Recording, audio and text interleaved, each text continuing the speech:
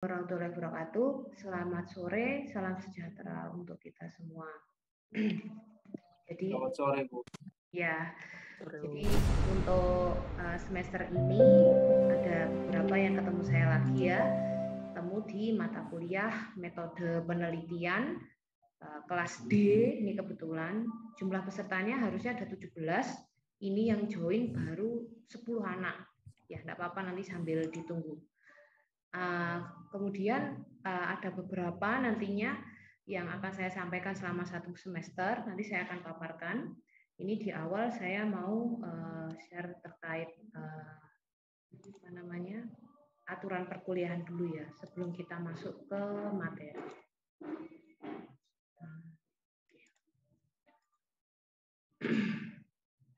Saya mohon maaf di sini agak bising karena tetangga saya ada yang nikahan, jadi agak bising di sini. Oke. Ini ya untuk materinya. Kelihatan ya? Sudah kelihatan ya slide-nya? Belum, Bu. Masih loading. Oke, baik. Ya. Sudah, Bu. Sudah ya? Oke, baik. Jadi metode penelitian ini nanti intinya kita akan belajar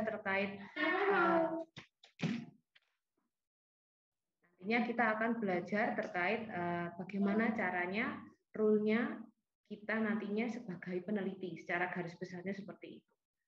Kita akan mengenal itu nantinya. Oke, dimulai dari aturan perkuliahan. Jadi agar keberlangsungan perkuliahan ini terlaksana dengan baik dan kalian nyaman, saya pun juga nyaman. Jadi usahakan nanti teman-teman join itu jangan lebih dari 10 menit ya setelah perkuliahan dimulai. Kemudian nanti mencontek mendapat nilai E seperti biasa. Kemudian terlambat mengumpulkan tugas, nilai dikurangi 5 poin per hari. Jadi usahakan on time mengerjakan tugasnya, mengumpulkan tugasnya. Kemudian entah itu benar atau salah, yang penting dikumpulkan, sudah ada niat dari situ. Nantinya kalau misalkan kesusahan kan juga bisa dikonsultasikan ke saya dulu, baru dikumpulkan. Gitu enggak apa-apa. Kemudian wajib menyalakan kamera Zoom saat pelaksanaannya. Jadi untuk mata kuliah metode penelitian sendiri ini kan nantinya full daring ya. Jadi full Zoom. Teman-teman nanti silakan setiap kali pelaksanaannya dinyalakan kameranya sebab kalau misalkan saya nanti mengunggahnya kan ke dosen sendiri itu wajib mengunggah pelaksanaan perkuliahan daring ini di channel YouTube masing-masing. Nah, kalau misalkan saya rekam, teman-teman ini kalau nggak nyalakan video itu hitam gitu ya, ngeblank. Jadi kayak saya ngomong sama tembok. Jadi usahakan dinyalakan kameranya biar hasilnya nanti juga bagus. Kemudian menggunakan pakaian bebas, rapi dan sopan.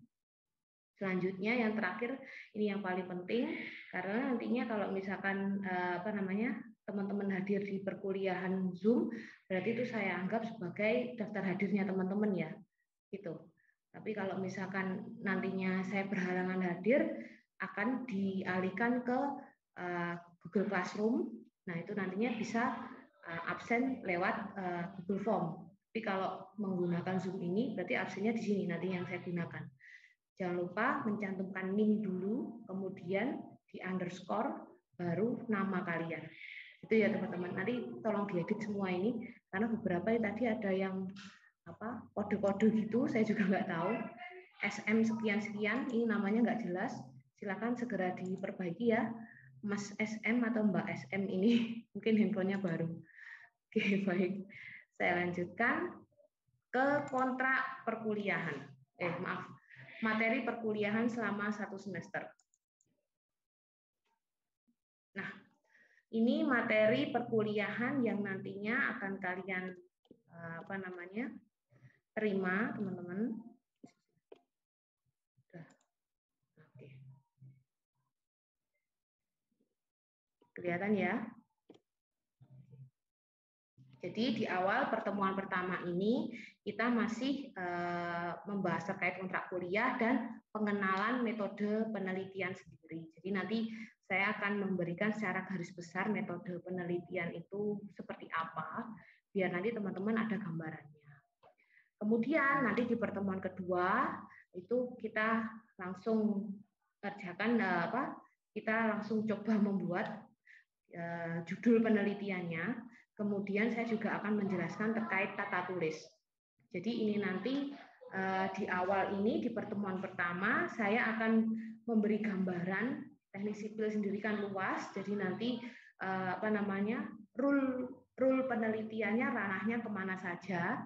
Nanti teman-teman silakan dimantapkan dulu. Kemudian membuat judul penelitian ini saya beri waktu sampai nanti pertemuan keempat baru dikumpulkan gitu. Jadi ada waktu selama 3 minggu teman-teman untuk memantapkan pembuatan judul sendiri. Nanti tak buat tempat tugasnya ya di Google Classroom, pengumpulan judul penelitian itu di situ nanti sambil teman-teman konsultasi nggak apa-apa kayak gitu. Jadi satu anak membuat 3 judul dengan ranah penelitiannya teman-teman mantapnya di mana kayak gitu. Nanti di belakang saya jelaskan lebih mendalam. Kemudian yang ketiga, pertemuan ketiga ini retensi pembuatan judul penelitian dan tata tulis. Kemungkinan untuk retensi sendiri ini kan mengingat ya, nggak cuma terkait tentang judul penelitian dan tata tulis, mungkin saya nanti juga akan membahas tentang variabel penelitian. Jadi variabel penelitian ini merupakan keyword rohnya di penelitianmu itu nanti seperti apa, cara menentukannya kayak gitu di sini. Jadi biar mantep nanti pertemuan keempat tugasnya untuk judul dikumpulkan dan kemudian konsultasi ke saya. Nanti mantepnya yang paling fix yang mana untuk judulnya silakan nanti digunakan untuk membuat laporan proposal ya. Jadi outputnya metode penelitian sendiri adalah membuat judul dan kemudian nanti teman-teman diwajibkan membuat proposal. Kalau ngomong proposal skripsi berarti wajib membuat bab 1, bab 2 dan bab 3. Kayak gitu ya teman-teman ya. Oke, nanti saya perdalam lagi. Selanjutnya di pertemuan keempat selain teman-teman wajib mengumpulkan judulnya nanti, teman-teman saya akan memberikan materi terkait penulisan kutipan. Gimana sih cara menulis kutipan itu yang benar? Dan juga saya akan memperkenalkan namanya software Mendeley. Jadi Mendeley sendiri ini merupakan software untuk menulis kutipan yang sekarang digunakan. Jadi kutipan tidak ditulis secara manual, tapi menggunakan software tersebut. Kayak gitu. Untuk software Mendeley sendiri, nanti misalkan teman-teman belum ada komputer gitu ya atau laptop, pinjam temannya nggak apa-apa. Ini kan hanya software kayak AutoCAD, semacam AutoCAD kayak gitu. Jadi kalau misalkan pinjam laptop ke temannya, kalau misalkan nggak ada laptop, itu nggak apa-apa banget. Jadi yang penting kalian bisa menggunakan gitu ya nantinya ya. Oke, terus kemudian kita akan masuk ke pertemuan kelima adalah rancangan penelitian. Jadi kita akan mengenal rancangan penelitian apa yang nantinya kamu gunakan, yang cocok kamu gunakan saat kamu melaksanakan penelitian. Secara garis besar kalau kita ngomong rancangan penelitian itu ada 3, kuantitatif, kualitatif, dan metode campuran. Nanti untuk jenis penelitiannya di tiap penelitian, di tiap rancangan penelitian tersebut itu ada sendiri-sendiri ya teman-teman. Nanti kita akan breakdown, kita akan bahas di pertemuan kelima. Selanjutnya, metode pengambilan data. Nah, setelah kita nantinya memantapkan diri mau menggunakan rancangan penelitian apa, nanti metode pengambilan data ini juga akan mengikuti. Kalau kuantitatif biasanya pakai data sekunder, data primer. Kalau kualitatif biasanya menggunakan teknik wawancara dan seterusnya kayak gitu. Nanti teman-teman akan mengenalnya. Kemudian pertemuan ke-7 ini adalah ujian tengah semester. Jadi evaluasi dari pertemuan pertama hingga ke-6 ya teman-teman ya. Selanjutnya setelah ujian tengah semester kita mulai coba mengerjakan penulisan bab 1, selanjutnya bab 2, bab 3 kayak gitu. Ini yang utama ya teman-teman ya. Jadi nanti bab 1 isinya apa saja yang perlu ditulis, kemudian penulisan bab 2 isinya apa saja yang ditulis. Yang jelas kalau bab 2 masih terkait variabel ya, variabel penelitian yang nantinya kamu gunakan. Kemudian penulisan bab 3 ini isinya tentang metode penelitiannya. Jadi teman-teman cara mengambil datanya nanti seperti apa kayak gitu. Kemudian setelah itu saya akan mengenalkan penulisan bab 4 dan bab 5. Kalau bab 4 dan bab 5 ini katakanlah sunnah ya. Kalian hanya wajib tahu saja karena nanti kalau bab 4 itu kan hasil dan pembahasan. Kalau hasil dan pembahasan, nalarnya, normalnya harus melalui suatu penelitian kayak gitu.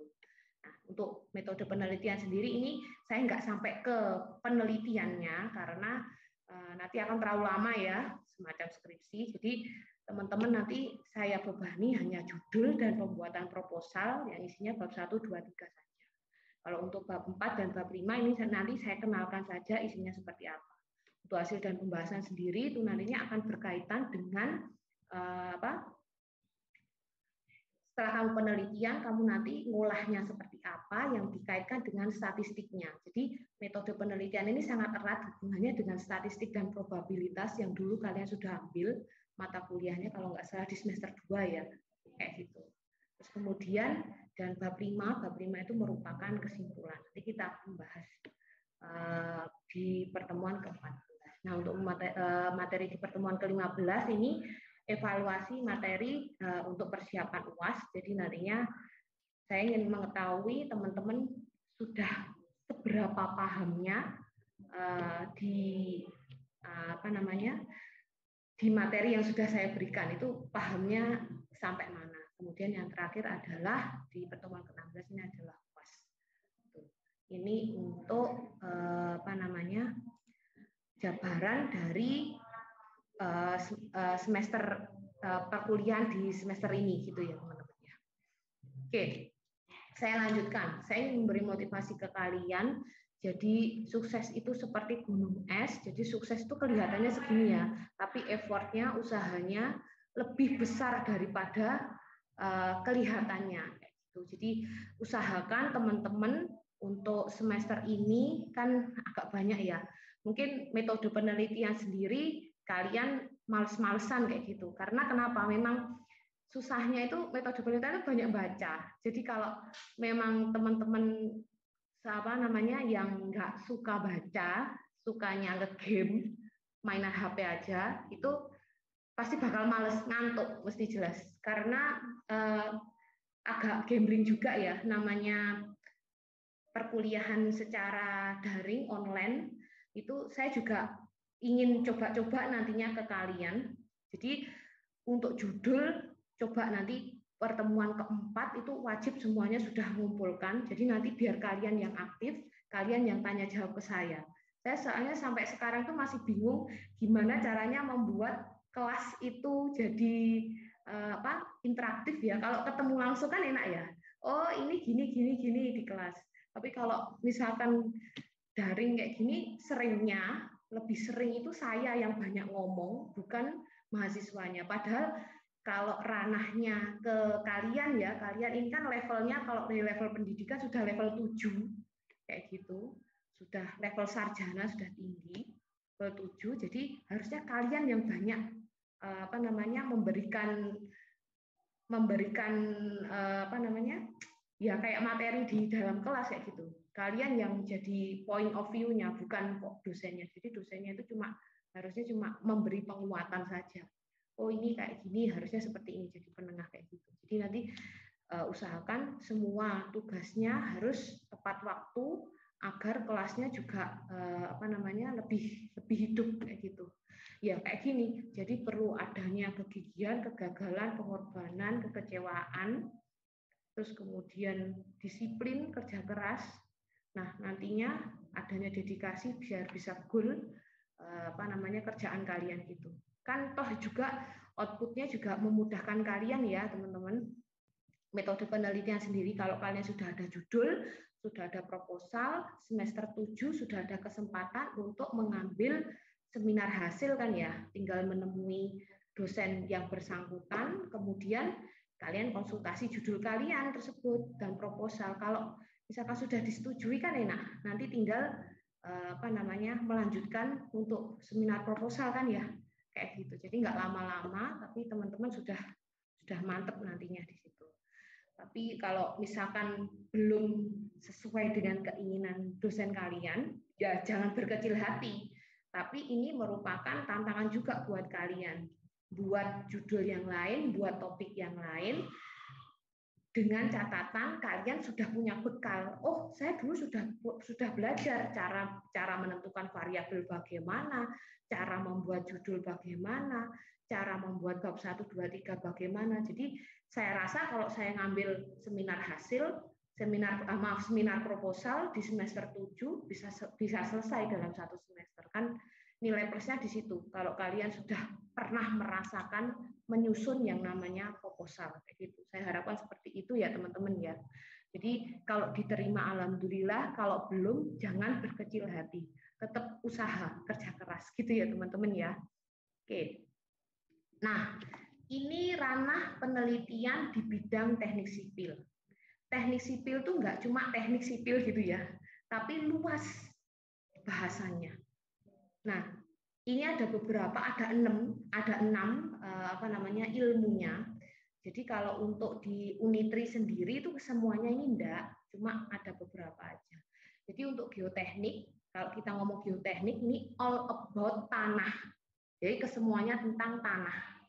Teman-teman nanti kalau misalkan penelitian tentang geoteknik berarti penelitiannya tentang tanah judul-judulnya.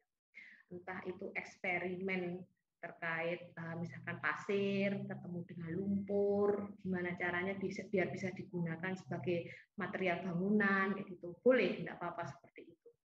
Kemudian kita lanjut ke struktur. Ini struktur ini teman-teman mungkin nggak awam ya dengarnya ya. Kalau kita ngomong struktur berarti ada struktur jembatan, struktur bangunan tingkat tinggi kayak gitu, apartemen dan seterusnya kayak gitu ya. Nah, nanti untuk struktur sendiri ini biasanya ada banyak ya eksperimennya untuk penelitiannya. Salah satunya pakai rekayasa software bisa. Kemudian rekayasa terkait eksperimen bahan kayak contohnya tadi tentang geoteknik tadi itu juga bisa. Terus kemudian kita mau melihat kayak satu bangunan itu misalkan 8 lantai, misalkan portalnya cuma pakai bentangan sekian, bentangan 5 meter, portalnya cuma pakai jarak sekian-sekian. Nah, itu kalau misalkan dari gimana ya ngomongnya ya. Kalau misalkan dari hitungan itu sesuai enggak? Nah, kayak gitu apa ya? Berarti kita mau menemukan teori baru terkait realita dengan teori itu di-match-kan, ini ada kekurangannya apa enggak. Jadi semacam evaluasi suatu bangunan kayak gitu. Itu juga bisa seperti itu masuk ke struktur. Kemudian masuk ke manajemen proyek konstruksi. Kalau kita ngomong manajemen berarti kita akan membahas tentang yang berkaitan dengan satu proyek, mulai dari manajerialnya, K3 seperti itu bisa masuk ke manajemen proyek nantinya. Terus kemudian kita lihat kurva S-nya, time schedule-nya, RAB-nya, kita mau bedah RAB, kayak gitu bisa masuk ke manajemen proyek ini. Selanjutnya ada manajemen dan rekayasa sumber air. Kalau di Unitri sendiri masuknya ke bagian keairan. Keairan pun juga sama dengan struktur. Jadi ternyata pengairan sendiri itu ada software-nya ya. Kemarin sempat ada yang penelitian itu terkait rekayasa pantai, dia ngambil perancangannya menggunakan software kayak gitu. Tapi nama softwarenya saya lupa karena awam sekali buat saya biasanya lebih ke strukturnya ya. Kalau struktur kan ada softwarenya selain software gambar AutoCAD, ArchiCAD, terus kemudian apa sih namanya lupa. Di situ yang 3 dimensi itu ya, AutoCAD 3 dimensi. Terus kemudian ini kalau untuk hitungannya itu pakai StatPro, terus kemudian ada BIM yang sekarang, terus kemudian ada apa ya, satu itu tentang struktur semacam StatPro itu, nah kayak gitu. Nah ini ternyata di keairan itu juga ada apa namanya softwarenya. Terus kemudian kalau di pengairan sendiri ya sama kayak struktur juga, nanti kita bisa mismatch bahan atau perancangan suatu bendungan kayak gitu. Jadi yang bisa diambil topiknya. Kemudian lanjut ke manajemen dan rekayasa transportasi. Berarti ini kalau di Unitri terkait transportasi, terkait jalan ya. Jadi nanti kita akan membahas terkait all about jalan, bisa ke melihat apa namanya kecelakaan lalu lintas dan kemudian apa namanya geometrik jalannya, terus ini mau melihat tentang penggunaan jalan itu sudah benar apa enggak, kadang semacam pedestrian, orang yang jalan di pinggir jalan itu dia tempatnya sudah benar apa belum. Nah, kita sesuaikan dengan teori dan realita kayak gitu. Nah, untuk yang terakhir ini manajemen aset dan infrastruktur. Kalau manajemen aset dan infrastruktur ini biasanya yang meneliti itu di suatu instansi gitu ya, semacam jasa tirta kayak gitu. Jadi karena kalau kita ngomong aset berarti cakupannya luas, jadi dia perusahaan besar biasanya gitu. Dan kalau kita ngomong infrastruktur juga, kalau dikaitkan dengan manajemen aset ini berarti perusahaan besar yang mengelola suatu infrastruktur yang cukup besar dan cukup luas cakupannya. Jadi ranahnya kalau ini biasanya ke perusahaan-perusahaan besar kayak gitu. Nah, kita fokus ke 1 sampai 5 ini. Nah, di Unitri sendiri saya garis bawahi yang digunakan ranah penelitiannya ada 3. Yang pertama struktur, yang kedua keairan, yang ketiga jalan. Nah, teman-teman silahkan dimantapkan ketiga ini. Teman-teman milihnya yang mana? Nanti untuk judul kalian buat 3 judul dengan fokus ke 1 ranah penelitian. Itu ya, saya ulangi ya. Struktur, keairan, dan kemudian jalan, transportasi. Nah, gimana caranya nanti teman-teman bisa mendapatkan suatu ilham tentang judul ini? Banyak baca. Di metode penelitian tuh kayak gitu ya. Jadi teman-teman bisa main ke perpustakaan, lihat judul-judul punya kakak tingkat, kayak gitu. Atau teman-teman bisa buka-buka searching terkait jurnal. Nanti saya bantu ya minggu depan saya ajari cara mencari jurnal yang dia memang the real jurnal yang kredibel. Kadang ada jurnal yang plagiat ya, jadi dia bukan jurnal yang resmi kayak gitu. Ada yang seperti itu. Jadi nanti teman-teman bisa membedakan mana jurnal yang resmi, mana yang tidak. Itu ya teman-teman. Ingat-ingat ya, yang di sipil Unitri sendiri itu ada struktur, kemudian keairan dan jalan transportasi. Selanjutnya, nah ini sedikit gambar-gambar mengenai apa namanya ranah penelitian tadi yang berkaitan dengan ranah penelitian. Ini otomatis berhubungan dengan struktur ya, ini struktur rangkap baja. Jadi gambar-gambar portalnya agak beda. Yang pertama ini curve frame, jadinya dia ada yang melengkung gitu. Kalau ini yang biasa kita gunakan untuk di pabrik apa namanya finger joint gitu. Nah ini biasanya bisa dibuat seperti ini itu menggunakan software tadi pakai StatPro atau menggunakan apa sih saya lupa, lama nggak pakai soalnya. Ya itulah satunya lupa aku. Itu nanti coba dilihat-lihat software struktur. Kemudian kalau ini prinsip bendungan ya, secara kecilnya bendungan, kalau skala kecilnya ini tentang keairan seperti ini. Terus kemudian ini juga tentang struktur, hitungan-hitungan.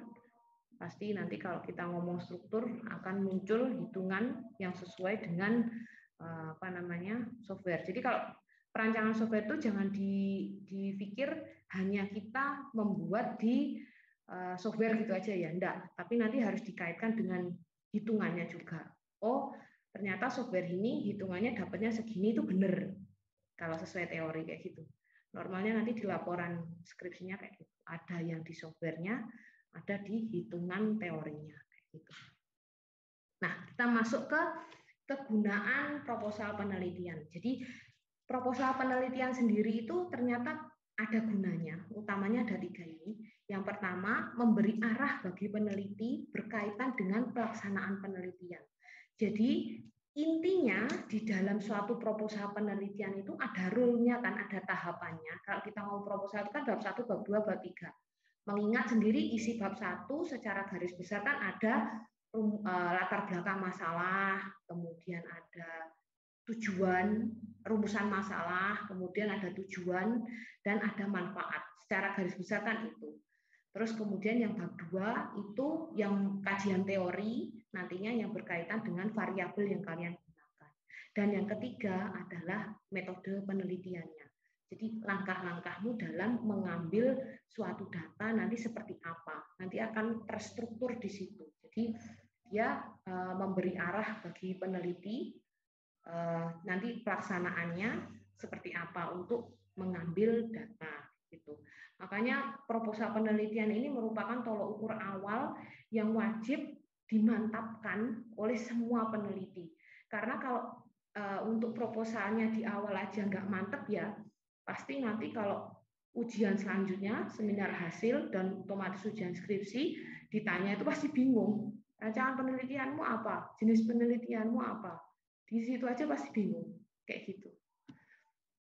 Kemudian memudahkan komunikasi dalam proses pembimbingan. Ini jelas karena kalau kita melaksanakan suatu penelitian itu pasti butuh pembimbing ya. Dan pembimbing sendiri itu membutuhkan kejelasan kalian tahapannya sampai mana dan kalian paham nggak setiap rule tahapannya ini kayak gitu. Karena mengingat pembimbing sendiri itu membutuhkan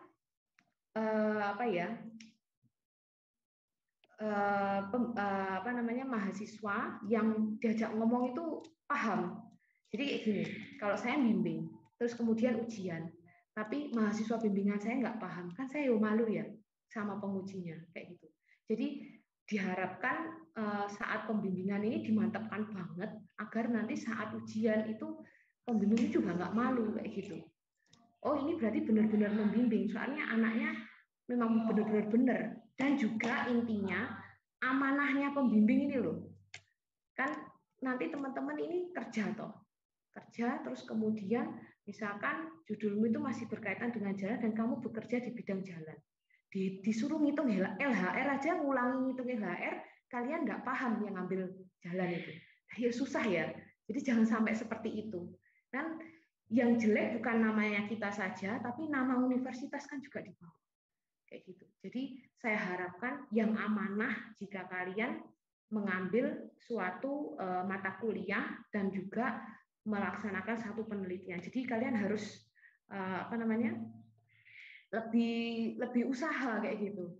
Di samping namanya juga penelitian itu butuh teori dan juga pelaksanaan. Jadi ya usahanya itu harus double kayak gitu. Kalau kita nggak niat di awal pasti nggak selesai pelaksanaannya, penelitiannya. Jadi kalau melaksanakan saya usahakan yang ikhlas, yang enjoy melaksanakannya. Itu untuk penelitian. Sebab banyak bacaan ya. Selanjutnya yang terakhir ini bahan pertimbangan bagi penyandang dana. Jadi kadang kalau kita misalkan mau buat penelitian gitu, itu bisa loh kita mengajukan penelitian kita itu untuk didanai. Ada yang seperti itu. Soalnya kebetulan teman saya dulu pas waktu saya menempuh strata 1 sarjana itu ada yang mengajukan ke perusahaan di Kalimantan sana kalau nggak salah. Nah, ternyata lah kok malah didanai kayak gitu. Jadi kan lumayan ya kita melaksanakan penelitian dengan didanai kan nggak keluar uang terlalu banyak kitanya kan kita didanai kayak gitu. Tapi ya kayak gitu nanti hasilnya hasil penelitian kita pasti akan diminta dari pihak perusahaan. Jadi simbiosis mutualisme ya. Jadi kita melaksanakan pihak perusahaan memberi dana, tapi beliau juga nantinya minta hasil penelitian kita. Ya, enggak apa-apa, sama-sama jalan kayak gitu. Oke, jadi ini kegunaan proposal ya, kegunaan proposal penelitian. Yang pertama memberi arah bagi peneliti, yang kedua memudahkan komunikasi saat bimbingan, dan yang ketiga bahan pertimbangan bagi penyandang dana. Nah, kita masuk ke komponen proposal penelitian. Jadi proposal penelitian sendiri itu yang pertama kita harus menjelaskan, kita harus memantapkan jenis penelitiannya seperti apa. Jadi kalau kita ngomong jenis penelitian ini juga bergantung pada rancangan penelitian tadi ya di awal ya. Jadi kalau ngomong rancangan penelitian itu pasti dia bergandengan dengan jenis penelitian. Dari rancangan penelitian tadi ada 3, kuantitatif, kualitatif, metode campuran. Nah, untuk kuantitatif jenis penelitiannya apa? Nanti ada sendiri. Kualitatif jenis penelitiannya apa? Nanti ada sendiri kayak gitu. Kalau campuran ini campuran dari kuantitatif dan kualitatif. Jadi pelaksanaannya nanti double seperti itu. Jadi harus dimantapkan jenis penelitiannya apa. Selanjutnya ini contohnya untuk penelitian eksperimen ya. Jadi kalau kita ngomong jenis penelitian eksperimen berarti rancangan penelitiannya adalah kuantitatif. Ini salah satu jenis penelitian yang ada di kuantitatif eksperimen. Sebab untuk sipil sendiri biasanya menggunakan eksperimen ini. Jadi kalau all about lab, suatu penelitian all about lab berkenaan dengan lab itu berarti eksperimen. Karena dia akan mix and match suatu bahan. Kayak gitu teman-teman. Jadi yang pertama kita harus mantapkan judul penelitiannya dulu. Nah, judul penelitian ini tadi sudah didapat. Kalau misalkan kita mantap ranah penelitiannya di mana tadi ya. Ingat ada 3 untuk yang di sipil Unitri, ada struktur, jalan, kemudian keairan. Ingat-ingat itu ada 3 ranah penelitiannya. Nanti teman-teman dimantapkan minatnya di mana. Kemudian kalian silahkan nanti buat judul penelitian yang akan dikumpulkan di pertemuan ke-4. Gitu ya teman-teman ya. Kemudian lanjut ke masalah penelitian. Nah, poin B ini merupakan jabaran yang ada di bab 1. Jadi bab 1 proposal itu intinya terkait latar belakang masalah penelitian. Saya ingatkan, ini sekedar sharing ya, ada beberapa saya menemui kakak tingkat kalian itu penelitian itu latar belakang masalahnya dibuat-buat. Jadi jangan seperti itu. Jadi latar belakang masalah penelitian itu lebih mudahnya memang real, memang kenyataan. Jadi di suatu tempat itu memang butuh penyelesaian. Kayak gitu teman-teman. Gini, kasarannya kalau kita itu melaksanakan penelitian, kita itu sebagai dokter yang akan memberikan suntikan vaksin di suatu tempat, kayak gitu, di suatu tempat yang membutuhkan pengobatan kita. Jadi latar belakang masalah ini merupakan tempatnya, tempat penelitian kita itu dikatakan tempat endemik kayak gitu ya, tempat yang orang-orang sakitnya, rumah sakitnya gitu. Nah, kita sebagai dokter nantinya memberi obat ke tempat tersebut yang tujuannya nanti dengan memberi obat berarti kan biar bisa sembuh, biar bisa benar gitu. Jadi latar belakang masalah usahakan jangan dibuat-buat, tapi memang benar-benar real keadaan nyata. Kayak gitu ya. Dulu itu ada contoh, kakak tingkatmu ngambil penelitian di stasiun Kota Baru Malang. Nah, dia ngambil terkait parkir, penggunaan parkir yang ada di stasiun Kota Baru Malang. Stasiun Kota Baru Malang itu kan memang terkesan nggak karuan ya dulunya ya, karena peta-peta kiosnya itu dipinjamkan ke disewakan ke orang, kemudian beberapa orang itu ada yang menggunakannya sebagai tempat penitipan sepeda motor. Jadi ada tempat penitipan sepeda motor, kemudian ada parkir yang menguar, nggak karuan kayak gitu. Namun Stasiun Kota Baru Malang sendiri ini mulai berbenah di tahun 2021 kayak gitu. Di bagian yang ketemu sama alun-alun ya, balai kota, yang ketemu sama balai kota itu kan parkirnya sudah mulai tertata gitu ya. Walaupun masih ada penyewaan kios yang dimanfaatkan sebagai itu loh, sepeda motor yang dititip-titipkan kayak gitu. Walaupun masih ada yang seperti itu. Tapi sudah better daripada yang dulu. Terus kemudian juga pembangunan tempat parkir yang ada di arah yang mau ke mana itu Rampal itu loh ya, seberangnya kayak gitu. Kan buka baru. Nah, salahnya dia saat dia mengambil skripsi, dia masih kekeh ngambil judul itu. Padahal pembangunan sudah berlangsung. Nah, akhirnya saat ujian skripsi ditanyai, ternyata dia melaksanakan penelitian itu dengan kondisi sudah mulai pembangunan. Nah, kan kalau pembangunan itu mau nggak mau ya dimanapun pasti akan ada yang namanya semacam adaptasi gitu ya. Kalau ada membangun gorong-gorong dan sebagainya pasti akan macet dan seterusnya kayak gitu. Namun kalau sudah jadi kan pasti akan lancar lagi. Kayak gitu ya. Jadi jangan sampai gambling teman-teman.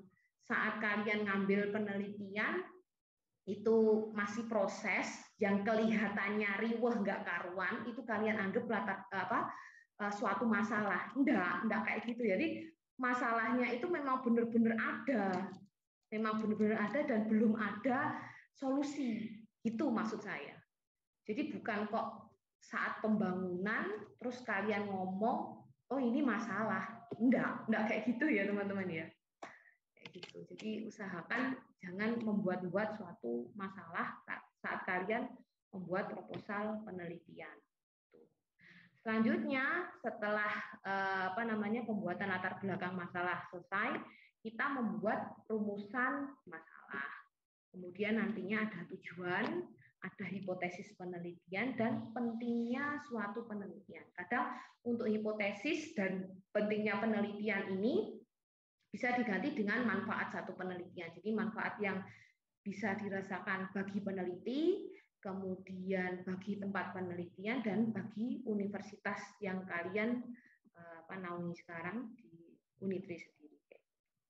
Selanjutnya kita masuk ke poin C, landasan teoritik dan empirik. Landasan teoritik dan empirik ini kasarannya adalah kajian pustaka yang merupakan bab 2. Dia di situ akan membreakdown terkait variabel yang berkaitan dengan judulmu. Jadi nanti isinya tentang apa aja akan dibahas di situ. Kemudian yang poin D ini adalah metode penelitian. Ini secara garis besar adalah bab 3, metode penelitian. Nantinya akan ada rancangan penelitian yang di dalam poin rancangan penelitian sendiri nanti ada jenis penelitian itu ya. Terus kemudian ada variabel, ada definisi operasional suatu variabel itu. Kemudian instrumen, ada instrumen. Kemudian ada prosedur pengembangan instrumen dan ada prosedur pengembangan perlakuan. Kalau kita ngomong instrumen, ini nantinya kalau misalkan kuantitatif kita pakai ke pengambilan data yang sekunder sama primer itu di data yang sesuai dengan kajian teori.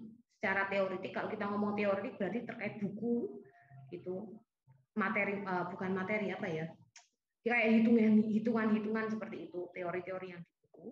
Kalau kita ngomong sekunder berarti kita akan meminta data di suatu instansi.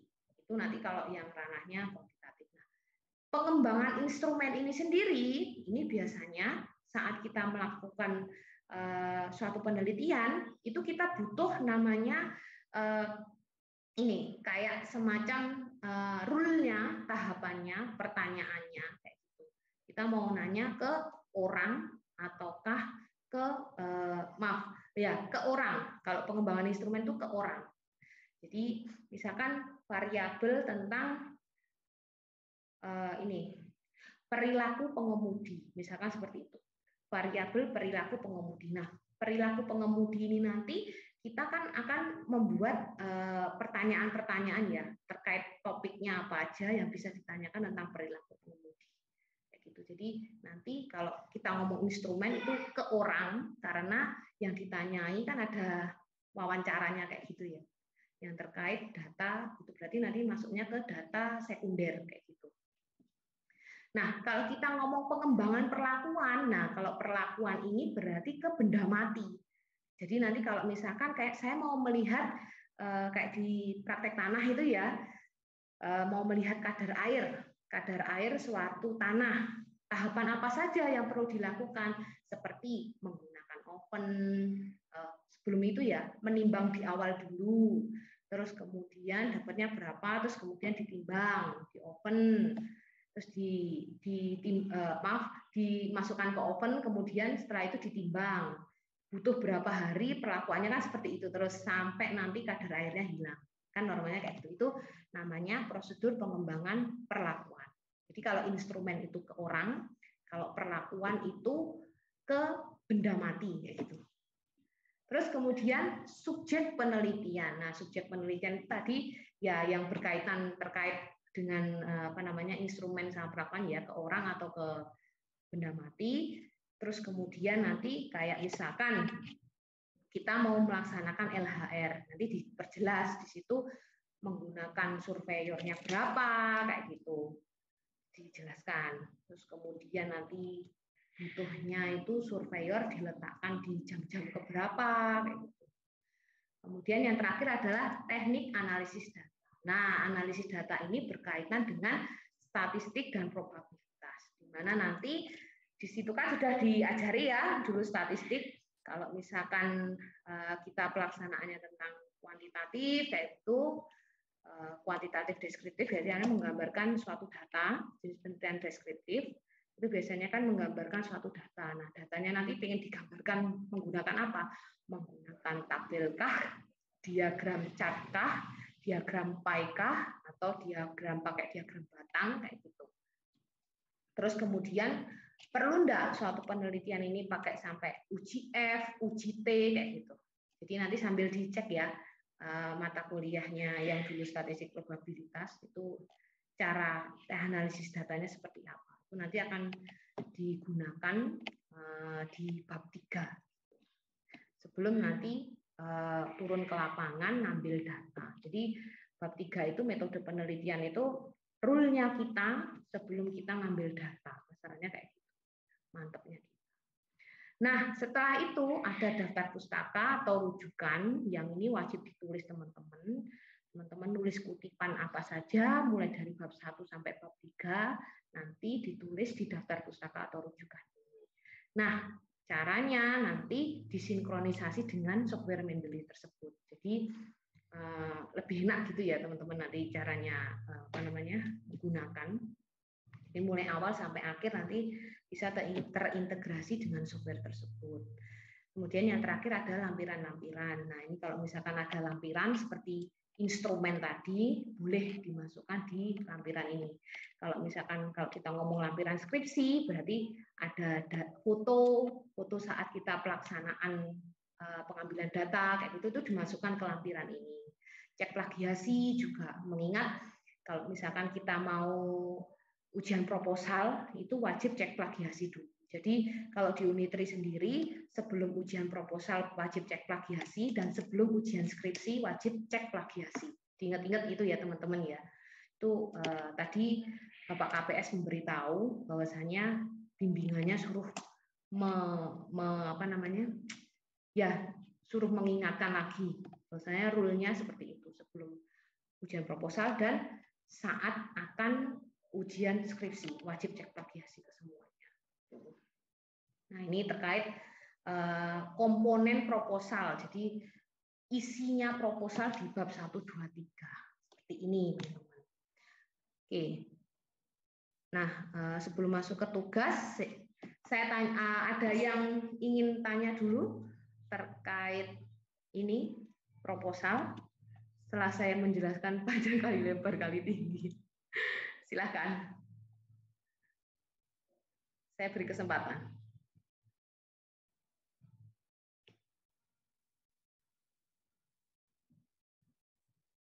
Silakan teman-teman.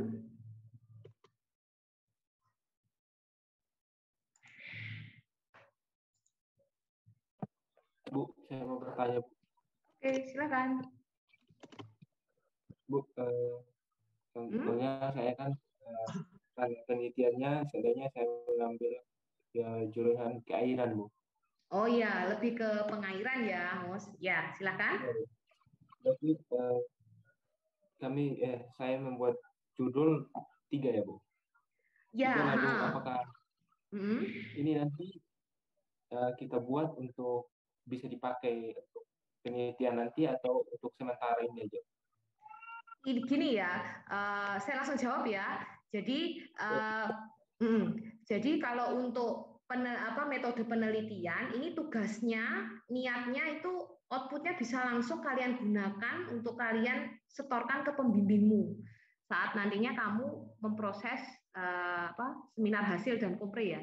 Kalau semester 7 kan sudah bisa ambil toh seminar hasil, seminar proposal dan kompre. Jadi nantinya kamu selesai metode penelitian, kamu sudah bawa judul, sudah bawa proposalmu ke dosen pembimbingmu, kayak gitu. Jadi makanya di awal ini saya ingin memantapkan kalian itu maunya ngambil di ranah penelitian apa, kayak gitu. Jadi kalau kamu ambil keairan, otomatis nantinya kamu akan diberikan dosen pembimbingnya yang keairan langsungan. Nah, judulmu bawaan ke dosen tersebut nantinya. Bu, Pak, saya ada judul seperti ini dan saya sudah usaha membuat proposalnya seperti ini. Bagaimana? Bisa dilanjutkan atau tidak? Itu ya. Ada lagi, Mus? Sudah? Sudah, Bu. Oke. Ada lagi teman-teman yang lain? Silakan. Silakan. Jika ada yang ingin ditanyakan, nggak perlu sungkan ya teman-teman ya. Saya sedikit nanya, Bu. Oke, silakan. Bersyukur. Untuk terkait penelitian, misal itu juga kalau misalnya turun langsung ke lapangan, terkait penelitiannya harus lengkap dengan faktor-faktor datanya juga, tuh. Maaf, nge-freeze. Gimana? Diulangi? Iya, Bu, gini. Kalau misalnya kita mau melakukan penelitian itu kan lebih baiknya harus turun langsung ke lapangan, bukan? Nah, kalau misalnya nanti misal dari perusahaan atau di mana yang kita teliti itu tidak mengasih data yang memang kita diperlukan, itu bagaimana kira-kira? Oh iya, jadi ini berkaitan dengan, langsung saya jawab ya, jadi ini berkaitan dengan caramu membuat latar belakang masalah. Kamu nanti mantapnya penelitian gimana. Jadi semacam apa ya, kalau orang Jawa itu ngomongnya kulon nuwun gitu, permisi dulu, permisi ya.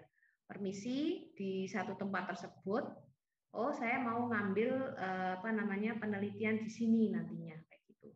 Jadi nanti kalau untuk pembuatan latar belakang masalah ini, silahkan teman-teman boleh kok wawancara suatu instansi tersebut, terus cerita aja apa adanya mau ngambil satu penelitian di sini gitu.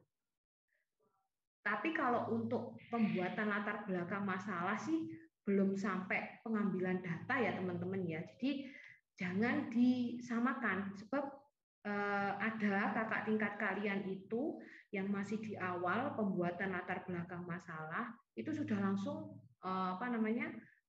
meminta data, itu masih salah kaprah kayak gitu. Jadi nanti kalau proposalnya sudah jadi, normalnya kalian baru balik lagi ke instansi atau ke tempat kalian nantinya mau ngambil penelitian itu, terus baru ngomong kalau butuh data ini kayak gitu. Karena kenapa? Dulunya itu saya kurang setuju ya dengan kebetulan bimbingannya saya kurang setuju dengan judulnya dan tempatnya juga. Tapi dianya masih kekeh dengan alasan, Bu, karena saya sudah ngambil data di situ, kan salah ya kayak gitu ya. Jadi harusnya proposal jadi, kalian baru balik lagi ke sana dengan menunjukkan nanti gara-gara ada latar belakang masalah seperti ini, ada masalah di tempat seperti ini, saya mau ngambil penelitian di sini, Pak, Bu. Terus kemudian saya nanti juga butuh butuh data seperti ini. Kira-kira bisa enggak dilanjutkan kayak gitu. Harusnya normalnya seperti itu. Oke. Gimana? Aduh syukur. Ya, cukup, Bu. Tinggal nanti bagaimana kalau udah langsung penelitian aja di faktor lapangannya seperti apa juga. Jadi harus dimantapkan di proposalnya dulu gitu ya. Iya. Baru sambil ngambil data. Terima kasih. Untuk teman-teman yang lain, silakan.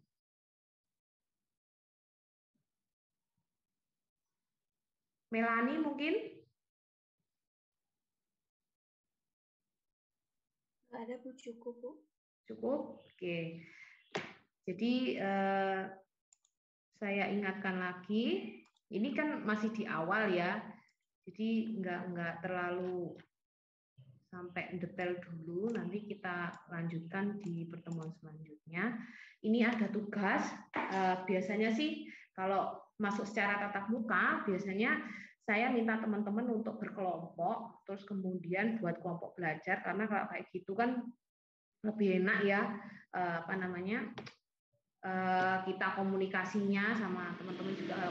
Kalau kamu nggak tahu, temanmu tahu kan jadi tahu semuanya. Karena sharing is caring, sharing is learning gitu. Terus kemudian usahakan mengunjungi perpustakaan. Kalau misalkan kemarin sih dapat infonya di perpustakaan Unitri masih belum boleh, tapi coba lagi. Ini kan sudah mulai semester baru ya, kemungkinan sudah ada kebijakan baru. Silakan mengunjungi perpustakaan sambil lihat-lihat skripsi kayak gitu, biar teman-teman kayak Mas Mulyadi tadi kan pengennya ngambil keairan, jadi judul-judul keairan apa itu bisa tahu gitu. Terus kemudian usahakan juga teman-teman nggak cuma mengunjungi perpustakaan tapi sering searching, lihat-lihat berita terkini. Misalkan kalau tentang keairan, bendungan itu hitsnya tentang apa kayak gitu, masalahnya tentang apa. Sering baca-baca berita juga, artikel, berita, jurnal.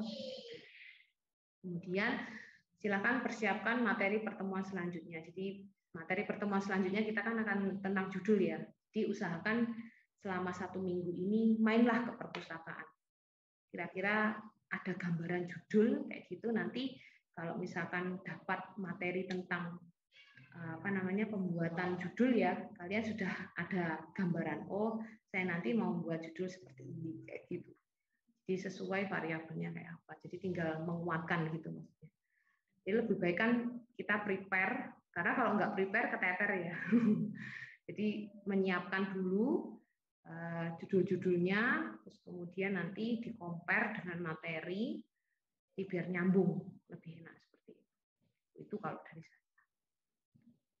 Terus saya ingatkan lagi aturan perkuliahannya ya, teman-teman yang NIM dan namanya belum ditulis, ini nanti silakan ditulis, diperbaiki di Zoom-nya masing-masing. Terus wajib menyalakan kamera. Itu ya teman-teman ya. Siap, Bu. Oke, baik. Ini untuk materi, terus kemudian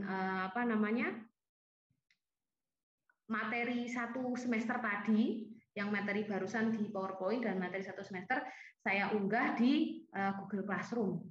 Gitu ya. Ada absennya juga, nanti silakan diisi. Tuh. Oke, ada lagi yang mau ditanyakan? Barangkali terkait kontrak kuliah juga? Atau terkait materi ini di awal? Silakan. Tidak ada? Oke, baik. Jadi nanti main-main ke perpustakaan dulu ya, sambil lihat-lihat judul kayak gitu. Nanti tak bantu mantepnya kamu bagusnya pakai judul yang mana, gitu ya, teman-teman. Oke, saya akhiri kuliah hari ini sampai jam 5 dulu. Nanti mungkin untuk minggu depan kita bisa sampai jam 6 sesuai dengan jadwal. Oh iya, apa kira-kira bisa dimajukan nggak sih? Karena terlalu sampai maghrib ya. Jadi nanti saya juga kesusahan kalau mau ibadah gitu. Bisa nggak maju jam 3 gitu? Teman-teman kira-kira bentrok nggak? Bisa, Bu. Bisa, Bu. Bisa, Bu. Ada yang bentrok nggak? Soalnya yang kelas satunya itu ada yang bentrok gitu. Katanya ada jadwal gitu. Kalau teman-teman gimana? Bisa ya? Nggak ada Bisa, ya? Bu. Jadi kita mulai jam 3, selesai jam 5 gitu nggak apa-apa ya? Iya, Bu. Apa, Bu? Siap, Bu. Okay. Boleh, Bu. Boleh. Oke, jadi mulai minggu depan kita mulai jam 3, selesai jam 5 gitu ya. Siap, Bu. Oke, terima kasih. Usahakan sambil dibaca-baca lagi materi yang sudah saya berikan tadi, kemudian disiapkan kiranya mau ngambil judul apa, gitu ya teman-teman. Jadi minggu depan materinya terkait judul dan tata tulis, teman-teman sudah mantap nantinya. Kalau misalkan tinggal kalau misalkan membuat judul, jadi tinggal nanti memperbaiki sedikit-sedikit gitu, nggak banyak-banyak. Itu ya. Oke. Terima kasih. Selamat sore. Wassalamualaikum warahmatullahi wabarakatuh. Ya, salam sejahtera kita semua. Ya. Kita selalu ya.